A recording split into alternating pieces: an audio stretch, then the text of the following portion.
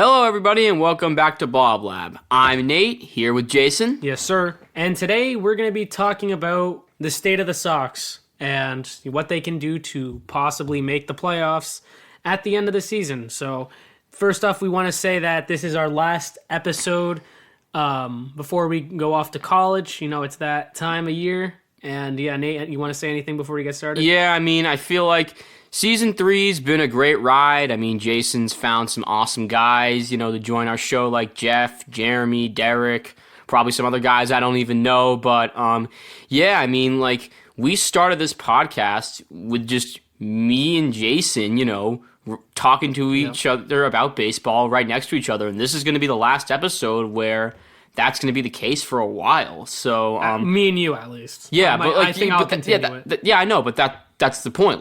We started this podcast with just me and Jason talking about baseball, at his house or my house, just right next to each other. And yeah, this will be the last episode for a while, with that being the case. So I feel like it's, a pretty fitting end to season 3, as, this has been a very long season of almost 50 episodes. But yeah, it's been fun. It's been a blast, talking about baseball with my best friend and, and the other guys that he's been able to get. So it's just been a pleasure. And yeah, he goes off to college.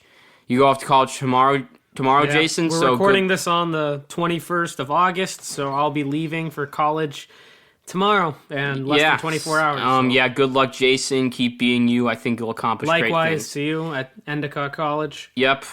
Jason's going to Syracuse. And, I have a couple more days. I leave on the 26th. But, so, back to the Red Sox. It seems that with anything regarding this team, it's been a mixed bag. And that's just about what I can say about this team in terms of how they've been playing since the deadline. Yeah, it's been typical Red Sox bullshit for a lot of it too. You win 3, lose 3, win. That's been the theme of this team. Jason, and we haven't made an episode since late July, since with me and Jason. With me and you, yeah. Since after the Atlanta series, where they were coming off a 1, 2, 3, 4, almost a 5-game win streak, and then they proceed to lose 7 out of 8. Yeah, and then since then, I think since losing 7 of 8, since losing, getting swept by Toronto, they've been 9-4. So yeah, good old, peak Red Sox right here. I think their record since the trade deadline, they're 9-4, 10. I think they're 10-7, which is, just about right for this team. But yeah, it's definitely been a roller coaster as per usual at this point. And I really feel like, this team's impossible to predict. I feel like this is truly a team where you can't just say the season's over, because out of nowhere they'll win a series against a team that they probably should be getting beaten by, Typical. And they lose, and then they lose against a team that they should be winning by, winning against. Typical Red Sox bullshit. You lose 2 out of 3 to the Washington Nationals, who, to their credit, have been playing decent baseball, but by no means should be that bad. By no means should be a team that we lose a series against, and especially after winning the first game. That always drives me nuts. Mm-hmm. I totally agree with you. The third game was terrible, even though it's like, well, now the offense is coming to life, but you're down. But your pitching is making you in this big hole. You want to know what played a big role in that loss? Bad start. Well, in a bad start by Chris Sale. More like a bad start by Chris Sale due to not being 100%. Which I feel like that loss is a good way of showing how. Look, the trade deadline wasn't the worst thing ever, but I'm still annoyed that they didn't get any type of pitching, starting pitching specifically. I agree. I feel like there were some guys on the market that we wouldn't have had to give up super highly touted prospects for, and I just feel like I don't really love the situation. I don't like the situation our starting pitching is in at all. Even with guys coming back, look, they're not going to be close to 100% when they come back. That's just how it is, and I feel like we need to have, a cushion by getting someone at the deadline, and I'm just kind of still frustrated that they didn't. Some solid starting pitching would it would help your bullpen too, because then you're able to put guys in the starting rotation now. And I mean, look, and they're healthy, like you said. And Sale's still not 100%. He's still trying to get back to his normal starter. How many times have we said that? Too many. Too many times. But I digress. That's a discussion for another day. This deadline, as Trevor Story would say, I guess it's a mini trade deadline, which I don't really know how to feel about that. Speaking of Trevor Story, I gotta say, I kind of like what I've been seeing from him. I think the first 2 games he looked terrible at the plate, but he's starting to find it a bit more since. But also the most important thing though is his defense. He's making good plays. He's looking like a legit athlete there. He's looking like a guy who should be playing that position and who has the poise to play that position, and not someone who shouldn't be playing that position. And it's just very refreshing to see. What about the bat, though? The bat, I think the bat, I mean, I'll tell you, it's better than Yu Chang because, he can hit something other than fastballs. And 2, I mean, I feel like after those first 2 games, it's been better, and I feel like he can get himself up to respectability by the end of the season. I think he's capable of that. Yeah, I'm willing to sacrifice offense for defense for shortstop, especially considering that the Red Sox offense is one of the better in all of baseball, while their defense is quite simply the worst, or bottom 3. Terrible. No, it's been terrible. A lot of it was because of bad shortstop defense committed by some player who's on the Dodgers, who's actually playing third base for them now. I'm not kidding. Kike Hernandez was playing third base for the Dodgers. Wow. Who we will be seeing on Friday. Anyways, yeah. It's refreshing to have Story back, and we're all the guys who at the start of the season, a lot of the guys who were hurt or got hurt mid-season, they're coming back now at a good time. And, I'm going to allude back to your point earlier. This team is never out of it as much as we want to feel that way. Yeah, it could. Yeah, I mean, and I think it's impossible because it's like, okay, they look. What if they lose 4 in a row in terrible fashion, look like crap? But I can't say the season's over because they're just gonna win 5 of the next 6. It's crazy. I mean, it's funny. My dad sent me an article. I didn't read it, but I saw the title, and it's like, as much as they lacked consistency, the title was literally as much as they've lacked consistency, the Red Sox keep it interesting. They are, and you look at their play against garbage teams, which I am pissed off about. It's gotten better. It has gotten better, but really only Nationals? in a technical. But in a technical sense, it has gotten better because look, in the homestand, which started off bad with a sweep against Toronto, they did their job against Detroit and Kansas City by winning 5 of 7. But I will say at the same time, with that being said, especially in the Kansas City series, they didn't look terribly impressive. The Kansas City series, the first game was the squeakiest 6-2 win I've ever seen because 1, they were only up 2-0, then they blew it to make it 2-2, and then, Pablo hit a grand slam with the game tied for them. After a bad ball 4 call. Oh, yeah, literally, basically, full count to Luis Urias, check swing, and they appealed to the umpire, and apparently he didn't go, but if you look at the replay, he clearly went. That game should have gone to extra innings. Same with the third game of that series, because there was a catcher's interference in that game, and that basically caused the Red Sox to score an unearned run. So that's another game that should have gone to extra innings. And the one loss in that series was a game where they looked terrible. Oh, it was a bad loss. And then I didn't watch the Detroit series, but... The Detroit series was better, but even that series had a stinker in game 2. Mm-hmm. But, yeah. But I just looked back. The National series was awful. But here's the thing. They've kind of saved it with the Yankees series where they absolutely dominated. And I predicted this. I'm like, what? They're going to lose 2 out of 3 of the Nationals and then they're going to sweep the Yankees. That's what I said after the National series. Keep in mind the Yankees have been playing like garbage lately. They're out of it. They're not making the playoffs. Yeah, speaking of, how about we pull up the standings? I want to see how many games back are the Red Sox from that third wild card. From the third wild card, the Red Sox right now are 3. 3 games back? Yeah, they're still But it's getting interesting. It's getting very interesting. The wild card race, Tampa Bay's 5. I mean, they just lost one. They're basically 5 games ahead of the third wild card, and they're 4.5 ahead of the second, which is held by Houston. Things are getting really heated in the AL West. Basically, the Rangers have only a 3-game lead over the Seattle Mariners, who are on third place, and they very dramatically have won 6 in a row and swept the Houston Astros in Houston. So that was definitely quite surprising when I saw that, and the Red Sox play the Astros tonight. So, yeah, things are getting really interesting with these playoff races, and, the Red Sox still hang in there. They still hang in there. And the Yankees have dropped to 9 games back, so they look like they're out of it. Mm-hmm. So do the Angels, who went all in at the deadline. It's wild. That's going to haunt them in the end, but it truly has become... It could become a 4-team race. Right now it's a 3-team race, but if Tampa Bay keeps losing, and if the Red Sox beat Tampa Bay, man, it's going to be a very close and race. The Red Sox see a lot of Tampa Bay in September. I mean, I think their schedule... I think they play a lot of the division in September. I mean...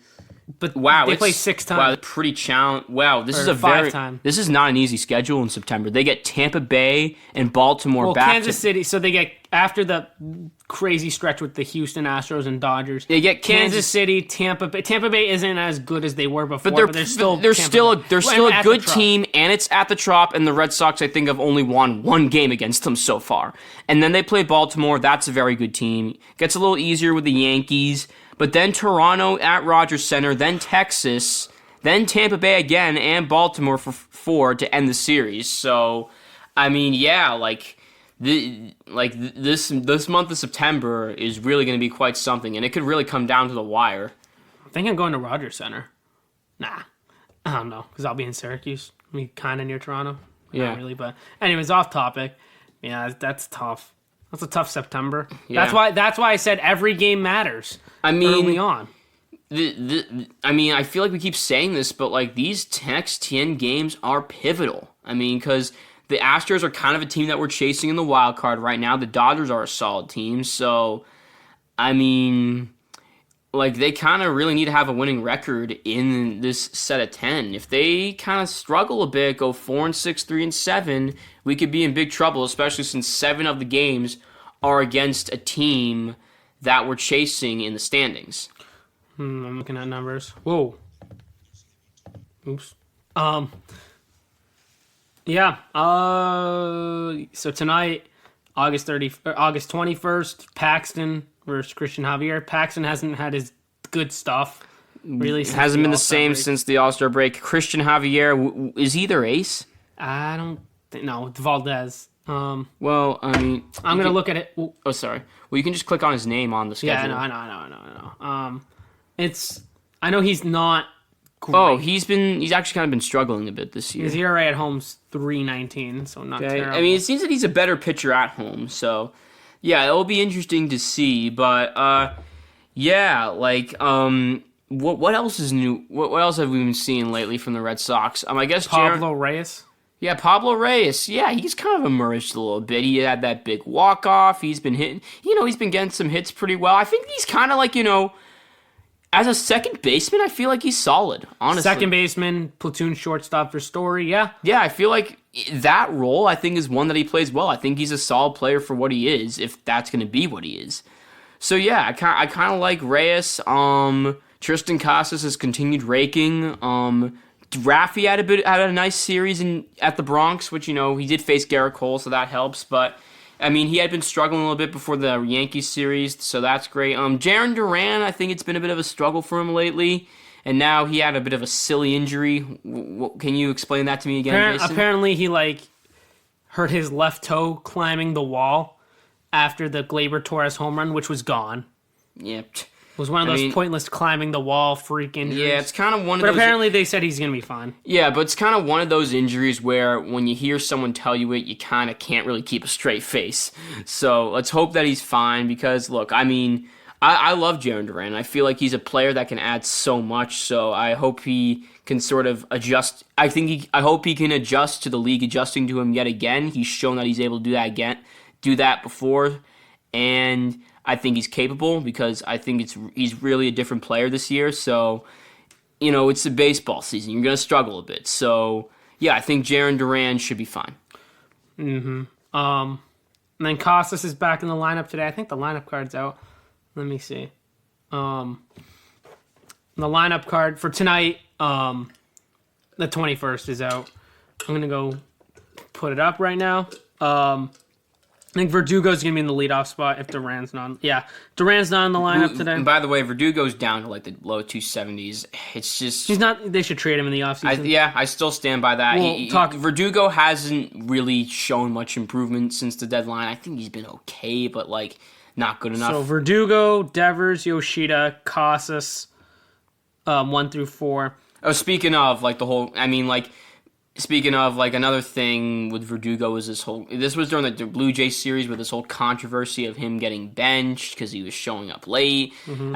That just kind of sort of sours the mood, even more with Verdugo, and that kind of just makes me think that maybe the Red Sox should move on from him. I think so. I don't blame Cora, but just, it's just not good. And I feel like he needs to change his scenery, So Story's out of the lineup. No, he's in the lineup. Okay. So what is the lineup?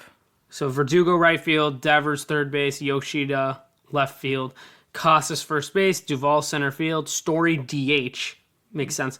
Pablo Reyes shortstop, Reese McGuire catcher, and Luis Urias at second base, and James Paxton starting. Kind of like our weaker. I would say that's sort of one of our weaker lineups, but that's kind of bound to happen. That's the best. That's the best lineup we have. One of them. I don't know. I feel like that's on the weaker end, I gotta say, especially with our up the middle combination of Luis Urias and Pablo Reyes, who are at the end of the day utility guys. And Turner's been hurt. He has a lingering heel injury, which he's gonna play through. Yeah, that guy. He deserves a day off. Yeah, he's a trooper, Turner. Turner. All he does is hit. All he does is come through. I love Turner. Maybe we won't get him back next season because because of only his 1 year deal and maybe his injury, but I've loved what he's provided for this team this year. He's just truly been a pleasant surprise. I agree. Enough said. I hate to see him go. Good clubhouse presence. He's our most consistent hitter. I think MVP of the team, Justin Turner, in my opinion. He's been very clutch. I think him. I don't know. Is Verdugo gonna? Do you think Verdugo will have Omegas on Strato? I know Turner's gonna.